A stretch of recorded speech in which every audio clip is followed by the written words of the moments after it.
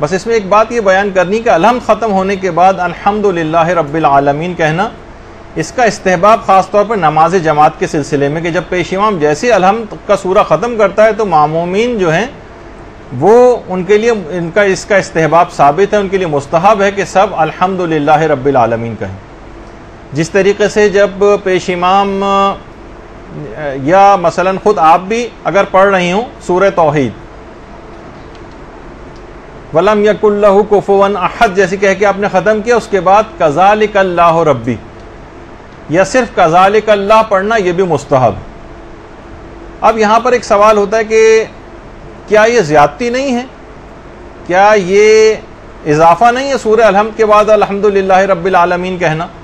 تو آقا سیستانی نے بھی اور دیگر مراجع کا جواب بھی یہی ہے کہ الحمد کے بعد الحمدللہ رب العالمین کہنا یا كَذَلِكَ اللَّهُ رَبِّي قل اللہ کے بعد کہنا یہ معتبر روایتوں کے اندر آیا ہے۔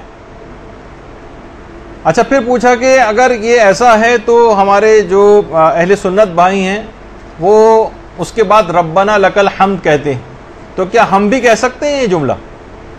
تو آقا سیستانی نے فرمایا کہ یہ مرسلہ روایت میں یہ آیا ہے جو کہ ثابت نہیں ہے، البتہ کوئی ذکر خدا کی نیت سے ربنا لک الحمد کہہ بھی دے تو اس سے کوئی نقصان واقع نہیں ہوگا۔ پھر ایک سوال فوراً یہ بات پوچھے گی کہ تو کیا پھر اس کا مطلب ہے پھر آمین کہنے میں کیا مذائقہ؟ جب اتنی ساری چیزیں کہہ رہے ہیں تو آمین بھی تو ایک دعائیہ ایک جملہ ہے۔ تو یہاں پر انہوں نے کہا کہ یہ اصل میں مسئلہ یہ ہے کہ ٹھیک ہے کہ یہ جو کہا جا رہا ہے کہ ایک لحاظ سے یہ دعا کی قبولیت کے لیے کہا جا رہا ہے جملہ، کہا کہ مسئلہ اس کے اندر یہ آمین کہنے سے کیوں نماز باطل ہوتی؟ وہ اس وجہ سے کہ اس میں نص آ گئی ہے، واضح حدیث میں یہ جملہ منع کیا گیا ہے کہ آمین نہ کہا جائے ورنہ یہ مبطل نماز ہے۔ اگر یہ نہیں ہوتا تو پھر اس کو کہنے کی اجازت تھی، اس وجہ سے آمین کہنے سے نماز باطل ہو جاتی ہے۔ اور ایک چیز بس میں اور بتا دی جائے، کچھ لوگ کہتے ہیں کہ اگر قرات کی کچھ غلطیاں ہو جائیں تو ہم سجدہ سہو کر لیں گے، بعد میں کیا فرق پڑتا ہے؟ اگر غلطیوں کے اوپر ہی تو سجدہ سہو ہوتا ہے نا، تو ان کے لیے بہرحال یہی ہے کہ نہیں، آپ کو اپنی قرات صحیح کرنی پڑے گی اور سجدہ سہو اس کے لیے جو ہے وہ کافی نہیں ہے۔ اچھا اب دیکھیے کہ سورہ الحمد جیسی ختم ہو اس کے پڑھنے کے بعد کیا کریں؟ بعض مجتہدین یہ فرماتے ہیں، جس میں آیت اللہ خامنئی بھی شامل ہیں، وہ فرماتے ہیں کہ اس کے بعد الحمدللہ رب العالمین چاہے فرادہ نماز ہو چاہے جماعت سے پیش امام نے ختم کی ہو، الحمدللہ رب العالمین کہہ سکتے ہیں۔ آقا خامنئی باقاعدہ ان کا استفتاء بھی ہے، جو ان سے یہ پوچھا گیا کہ اگر کوئی شخص فرادہ نماز پڑھ رہا ہے تو کیا مستحب ہے اس کے لیے کہ وہ الحمدللہ رب العالمین کہے؟ تو اس میں انہوں نے فرمایا ہے اس کے جواب میں کہ مذکورہ صورت میں بھی مستحب ہے، یعنی جماعت میں بھی یہی مسئلہ ہے کہ جیسے پیش امام اگر سورہ الحمد کو ختم کرے تو مقتدی الحمدللہ رب العالمین کہیں، اور فرادہ نماز میں آیت اللہ خامنئی یہ فرماتے ہیں۔ البتہ آقا سیستانی فرماتے ہیں کہ اس کا استحباب فقط مقتدیوں کے لیے اس وقت ہے کہ جب امام جماعت سورہ الحمد کو ختم کرتا ہے۔ اچھا وہ بھی سب لوگ آہستہ سے کہیں الحمدللہ رب العالمین۔ ہمارے ہاں عام طور پر انڈیا اور پاکستان میں پیش امام کے ختم کرنے کے بعد بہت تیز آواز میں سارے مقتدی کے پیش امام سے بھی ان کی آواز بہت زیادہ بلند ہو جاتی ہے، بہت زور سے کہتے ہیں، تو اس سے جماعت کا ثواب بھی کم ہونے کے امکانات ہوتے ہیں، تو اس چیز سے احتراز کرنا چاہیے اور آہستہ سے یہ جملہ کہا جائے۔ تو البتہ اگر فرادہ نماز میں بھی آیت اللہ سیستانی کے مقلدین بھی کہہ دیں اگر الحمدللہ رب العالمین، تو بہرحال اس سے نماز تو غلط نہیں ہوتی، لیکن وہ کہتے ہیں کہ یہ مسئلہ اصلاً نماز جماعت کا ہے، فرادہ نماز کا مسئلہ نہیں ہے۔ لیکن جیسے کہ آپ نے آیت اللہ خامنئی کا سنا کہ وہ اجازت دیتے ہیں۔ اچھا اسی طریقے سے ایک سورہ ختم ہونے کے بعد جیسے اگر الحمد کے بعد آپ نے سنا کہ یہ کہا جائے، اسی طرح سے سورہ قل هو اللہ احد اگر کوئی شخص پڑھ رہا ہے تو اس کے بعد ایک جملہ کہنا مستحب ہے، کذالک اللہ ربی یا کذالک اللہ ربنا۔ یہ مختلف آپ نے ہو سکتا ہے کبھی نماز جماعت پڑھی ہو تو اس کے اندر یہ جملے جو ہیں وہ آتے ہیں۔ البتہ یہ بات یاد رہے کہ یہ فقط اور فقط کسی اور سورے کے لیے نہیں ہے، صرف اور صرف سورہ توحید کے بعد پڑھنے کا جملہ ہے۔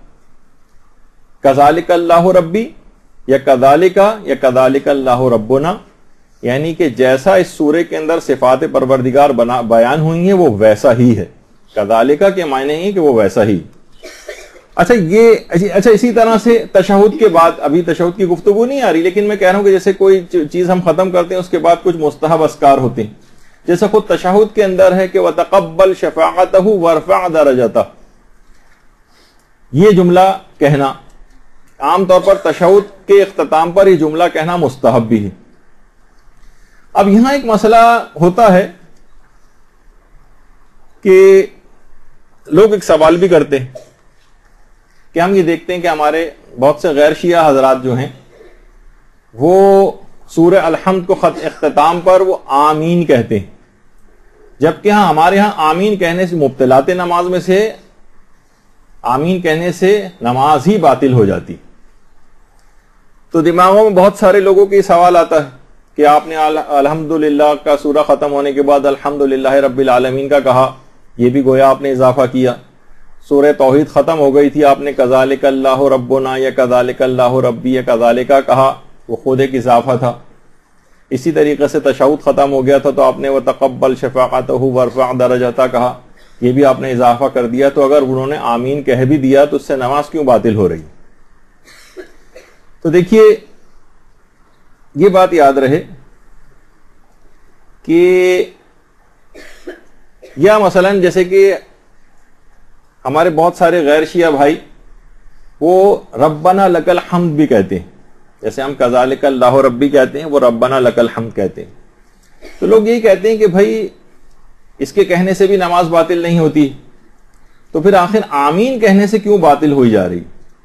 تو یہ بات بیان فرماتے ہیں علماء کہ اس کی یہ معنی نہیں ہے کہ یہ کوئی اضافہ تھا، اضافے کی وجہ سے باطل ہو رہی ہے نماز. آمین کہنے سے اس وجہ سے نماز باطل ہوتی ہے کیونکہ الگ سے روایات میں اس کا تذکرہ آیا ہے. باقاعدہ پیغمبر اسلام نے آمین کا لفظ ذکر کر کے منع کیا ہے کہ آمین مت کہو، منع کیا اس سے. اسی طریقے سے ہمارے پانچویں امام محمد باقر علیہ السلام بھی فرماتے ہیں صلی اللہ علیہ محمد،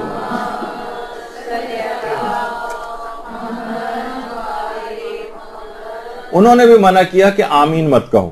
تو یہ اس وجہ سے منع ہے کیونکہ یہ کسی اس وجہ سے منع نہیں تھا کہ کوئی زیادتی ہو رہی تھی، اس کی بحث نہیں ہے فی الحال. اس وجہ سے کہ الگ سے روایت میں آمین کے لفظ کو مبطل نماز شمار کیا گیا، یعنی آمین کہنے سے منع کیا گیا. اس وجہ سے آمین کہنے سے اور جو نماز باطل ہوتی ہے، جبکہ دیگر اور جو ہیں مثلا الحمدللہ رب العالمین کہنا یا کذالک اللہ ربی کہنا یا وتقبل شفاعتہ، یہ سارے جملے روایات کے اندر الگ سے آئے ہیں کہ یہ کہے جائیں. تو انسان تو حکم کا بندہ ہے نا، جو پروردگار کی طرف سے حکم اس کو ملا ہے کہ اس کے بعد یہ پڑھو تو وہ پڑھے گا، جہاں منع کیا جائے گا وہاں اس سے رک جائے گا. ورنہ یہ بات تو ثابت ہی ہے کہ جتنی بھی دعائیں ہیں، اذکار ہیں یا قرآن ہے وہ نماز میں کسی بھی جگہ پڑھا جا سکتا ہے، بشرطے جو قرات واجب ہے یا جو ذکر واجب ہے اس میں کوئی تعطل پیدا نہ ہونے پائے، ان چیزوں کو کرنے کی اجازت ہے. تو یہ جو تمام جملے ہیں کذالک اللہ ربی یا الحمدللہ یا جو جملے ہیں سب معتبر روایات کے اندر آئے ہیں، اور معتبر روایات میں منع کیا گیا ہے آمین کہنے سے، اس وجہ سے اس سے نماز باطل ہوتی. البتہ یہ جو کہا کہ ربنا لک الحمد جو کہتے ہیں اکثر غیر شیعہ افراد، یہ بھی کچھ مرسل روایات میں اس کا تذکرہ آیا ہے، اور اگر یہ کہہ بھی دیا جائے تو کوئی نقصان نہیں ہے آپ کی نماز میں. لیکن بہرحال کذالک اللہ ربی یا کذالک اللہ ربنا یا صرف کذالک بھی کہا جا سکتا ہے. وہ ایک مرتبہ، 2 مرتبہ یا 3 مرتبہ کہنا آغا سستانی فرماتے ہیں یا ایک دفعہ کہا جائے یا 3 دفعہ کہا جائے یا مستحب ہے. البتہ آغا خود یہ فرماتے تھے کہ ایک ہی دفعہ کہہ دینا کافی ہے استحباب کے لیے. تو بہرحال الحمد کے بعد الحمدللہ رب العالمین جماعت کے ساتھ آغا سستانی کے نزدیک، اور جیسے کہ آغا خامنئی کا فرادہ میں بھی کہہ سکتے ہیں. برحمتك يا أرحم الراحمين وصلى الله على محمد وآله الطاهرين.